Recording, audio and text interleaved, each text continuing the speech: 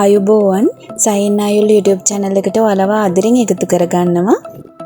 අද වීඩියෝ එකෙන් මම අරගෙන ආවේ මගේ පුතාට හදලා දුන්න pan pizza එකක රෙසිපි එකක්. ඉතින් මේක හරිම ලේසියෙන් හදා ගන්න පුළුවන් pizza එකක්.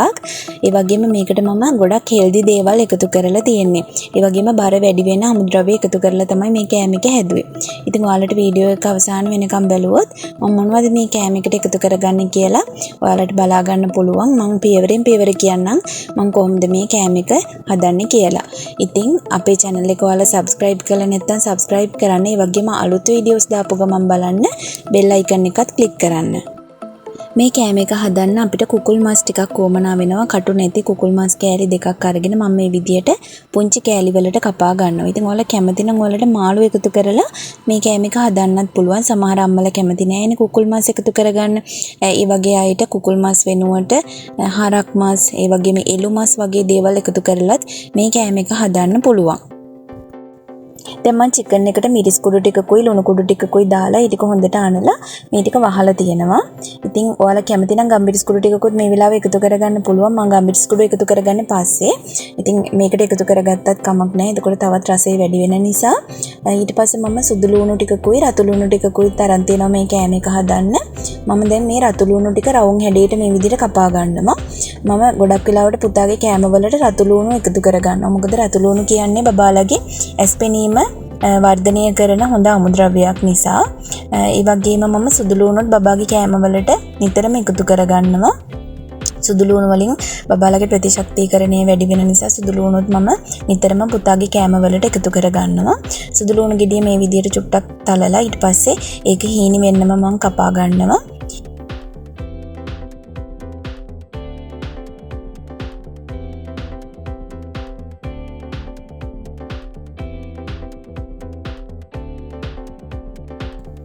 මම දැන් කැරට් අලයකින් භාගයකුයි බෝංචි කරලකුයි අරන් තියෙනවා මේ කෑම එකට එකතු කරගන්න. ඔයාලට පුළුවන් කැමති එළවලු වර්ග එකතු කරන්න. මම කලින් වීඩියෝ එකක් පීසා හදන වීඩියෝ එකක් කරලා ඇත්තේ. ඒකේ මම එකතු කරගත්තේ කැරට් වෙනුවට වට්ටක්ක, ඒ වගේම අලු කෙසෙලුත් ඒ කෑම එකට එකතු කරගත්තා. ඉතින් ඔයාලට මේ පෙන්නන ලින්ක් එකෙන් ගියොත් ඒ වීඩියෝ එක බලා ගන්න පුළුවන්. ඒකේ මම පුතාට දවසේ කෑම වේල් 5ට මොනවද දුන්නේ කියලා ඒ වීඩියෝ එකේ තියෙනවා. ඉතින් ඔයාලට පුළුවන් මේ වගේ වීඩියෝ බලලා ඔයාලගේ බබාගේ බර වැඩි කරගන්නත්. ඉතින් මේ මාසේ මගේ බබාගේ බර ග්‍රෑම් 600කින් අඩු වෙලා තිබුණා. ඊට පස්සේ මම ඊළඟ මාසේ මේ වගේ කෑම දීලා ග්‍රෑම් 500කින් බබාගේ බර ආයෙමත් වැඩි කරගත්තා. ඉතින් මේ විදිහට හෙල්දි දේවල් තමයි මම බබාගේ කෑම වලට එකතු කරගන්නේ. ඔයාලට කැමති එළවලු වර්ග මම කිව්ව විදිහට මේ පීසා එකට එකතු කරගන්න පුළුවන්. ඊට අමතරව බෙල් පෙපර් වගේ දේවල් තියෙනවා නම් තවත් හොඳයි. ඉතින් පීසා එකක් හදනකොට අපිට බෙල් පෙපර් හිම එකතු කරගන්න පුළුවන්, ඔලිව් එකතු කරගන්න පුළුවන්. ඒ වගේ දේවල් තියෙනවා නම් ඔයාලා ඒවත් එකතු කරගන්න.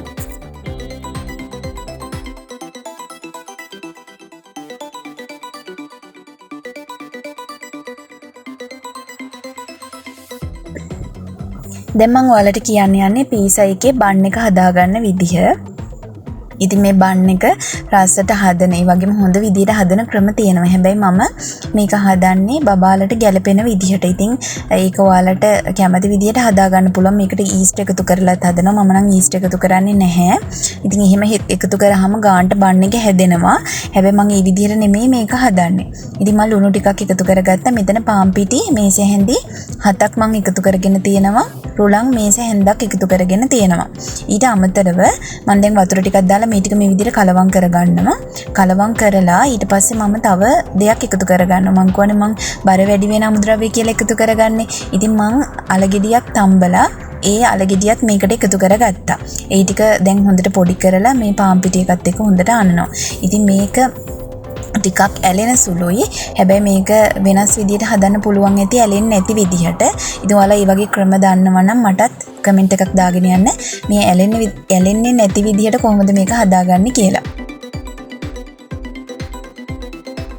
දැන් පීසා එකේ බන් එකට අවශ්‍ය පිටි එක හරිය. දැන් ඊට පස්සේ මම ඔලිව් ඔයිල් වලින් තේ හැඳි දෙකක් එකතු කරලා මේක පොඩ්ඩක් කලවම් කරලා ආයෙමත් වහලා තියෙනවා විනාඩි 20ක් විතර. ඒ අතර මම පීසා එකේ ටොපින්ග්ස් ටික හදාගන්නයි මේ සූදානම් වෙන්නේ. ඊට පස්සේ මම පෑන් එකක් ලිපේ තියලා ඒකට ඔලිව් ඔයිල් තේ හැඳි දෙකක් වගේ දාගන්නවා. ඉතින් ඔයාලට පොල් තෙල් හරි ඒ වගේම ගී ටිකක් උනත් මේකට එකතු කරගන්න පුළුවන්. මං එක්ස්ට්‍රා වර්ජින් ඔලිව් ඔයිල් නෙමෙයි මේ එකතු කරගත්තේ normal ඔලිව් ඔයිල් ටිකක්. තෙල් ටික රත් වීගෙන එනකොට මං කලින් කපාගත්තු සුදු ලුණු ටික මේ විදිහට එකතු කරගන්නවා. ඊට පස්සේ චිකන් ටික එකතු කරගන්නවා.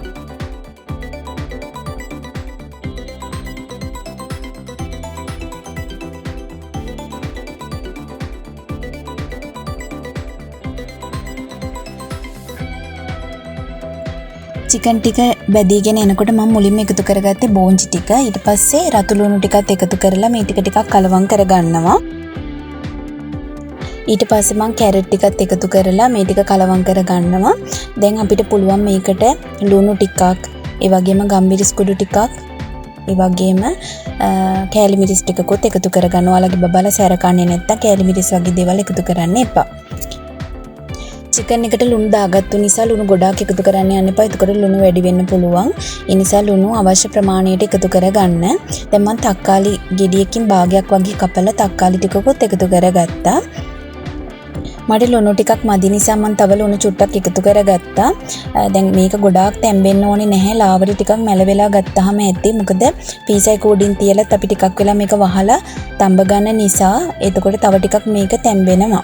ඉතින් මම ඊට පස්සේ දැන් අර රොටි එක, ඒ කියන්නේ පීසයිකේ රොටි එක මේ විදිහට පොඩ්ඩක් අතින් හදලා ඒක පෑන් එකට දාලා චුට්ටක් පුච්ච ගන්නවා. ගොඩක් නෙමෙයි. පොඩ්ඩක් අර අපිට අතේ ඇලෙන්නේ නැති ගානට ගන්න ඕන තරමට මේක පුච්ච ගන්නවා. ඉතින් මේ වෙලාවේ මම අතේ වතුර චුට්ටක් ගාලා තමයි මේක අල්ලන්නේ. නැත්තම් ගොඩක් ඇලෙන නිසා. ඉතින් පොල් තෙල් ටිකක් හරි ගාලා ඔයාලට කැමති විදිහට මේක මේ විදිහට රවුම් හැඩයට හදා ගන්න පුළුවන්. ඊට පස්සේ මම පෑන් එකට දාලා මේක එක පැත්තක් දැන් පුච්ච ගත්තා.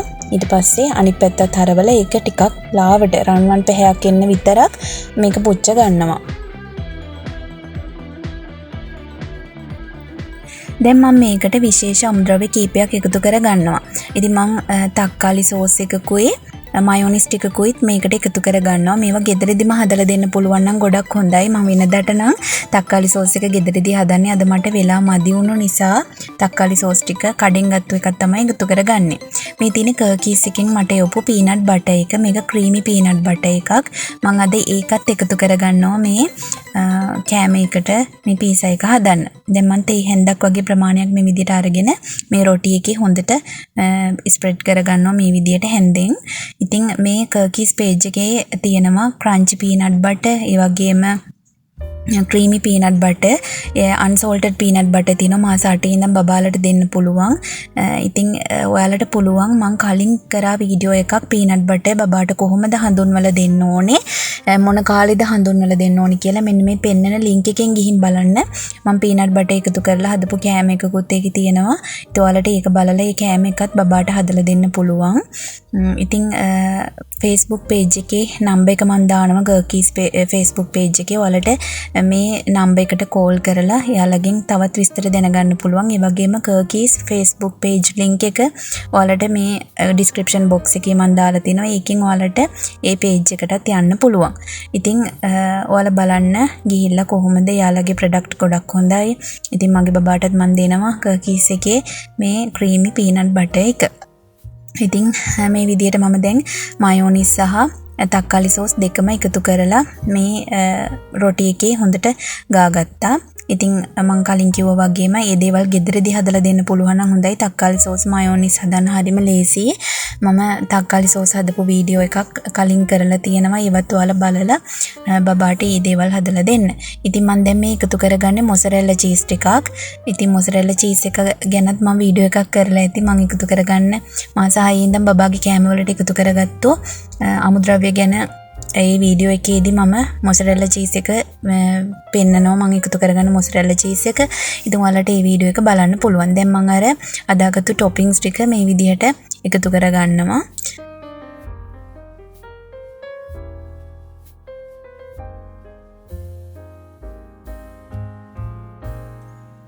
දැන් මං ආයෙමත් පෑන් එකට පීසා එක දාලා ඊට පස්සේ ඒක වහලා විනාඩි 10ක් වගේ පීසා එක පුච්ච ගන්නවා.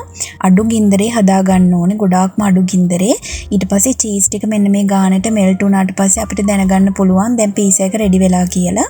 ඊට පස්සේ මම මේක ලිපෙන් අයින් කරලා මේකට තව දෙයක් එකතු කරගන්නවා. මම මේක ලස්සන කරගන්න වගේම තවත් හෙල්දි වෙන්න. ඉතින් බබාගේ කෑමට අපිට පලා වර්ග එකතු කරගන්න පුළුවන්. මම අද එකතු කරගන්නේ ගොටු කොළ ටිකක්. ඔයාලට මුරුංගා කොළ, නිවිති කොළ වගේ දේවල් උනත් එකතු කරගන්න පුළුවන්. මම මේක හීනිවට කපලා මේක උඩින් මේ විදිහට එකතු කරගන්නවා. මේකේ රසනෙට මේ ගොටු කොළ ටිකක් තැඹිලා වගේ එන නිසා. ඉතින් අර මුලින්ම එකතු කරගන්න එපා. එතකොට ගොටු කොළවල රස, ඒ කියන්නේ ගොටු කොළ වලට රසනේ වැදුනා මේකේ තියෙන පෝෂණය නැති වෙනවනේ.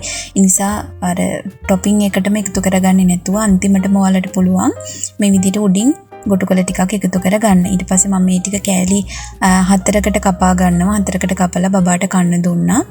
ඉතින් ඇත්තටම හරිම රසයි මේ පීසා එක. මගේ බබා හරිම ආසාවෙන් කෑවා. මේකෙන් කෑලි 3ක් පුතා කෑවා. මම අයිතුරු කෑල්ල මම කෑවේ. අල රුලන් දෙකම එකතු කරලා තියෙන නිසා බබාගේ බඩ ඉක්මනින්ම පිරෙනවා. ඒ වගේම බබාගේ බර වැඩි කරගන්න ඔයාලට පුළුවන් වෙනවා. ඉතින් මේකේ කාබෝහයිඩ්‍රේට්, ප්‍රෝටීන් මේ දේ තුනම එකතු වෙලා තියෙනවා. ඊට අමතරව විටමින් වර්ග ඇතුළත් පලා වර්ග, එළවලු වර්ගත් එකතු වෙලා තියෙනවා. ඉතින් ගොඩක් හෙල්දි කෑම වේලක් මේක. බබාගේ ප්‍රධාන වේලකට අපිට දෙන්න පුළුවන්. ඉතින් මාස 8 ඉඳන් සමහර බබාලා මේ වගේ කෑම කනවා. ඉතින් මේ වගේ බබාලට දෙනකොට ලුණු ඒ වගේම සෝස් වර්ග එකතු නොකර දෙන්න පුළුවන් නම් ගොඩක් හොඳයි. සෝස් වර්ග දුන්නට කමන්නේ ගෙදර හදාගත්තු සෝස් වගේ දේවල් දෙන්න පුළුවන් නම් හොඳයි. අවුරුද්දට වැඩි බබෙකුට උනත් සෝස් වර්ග කඩින් ගන්න නැතුව ගෙදරදිම හදාගෙන දෙන්න පුළුවන් නම් ගොඩක් හොඳයි. ඉතින් ඔයාලා මම කලින් කරපු වීඩියෝස් වල තියෙනවා මේ සෝස් වර්ග කොහොමද ගෙදරදිම හදාගන්නේ කියලා. ඒ වීඩියෝස් උත් බලලා ඉතින් ඔයාලා මේ කෑම එකත් බබාට හදලා දෙන්න. මම ආයෙත් අලුත් වීඩියෝ එකක් අරන් එන්නම්. ඔයාලා හැමෝටම සුබ දවසක් කියලා ආදරෙන් ප්‍රාර්ථනා කරනවා.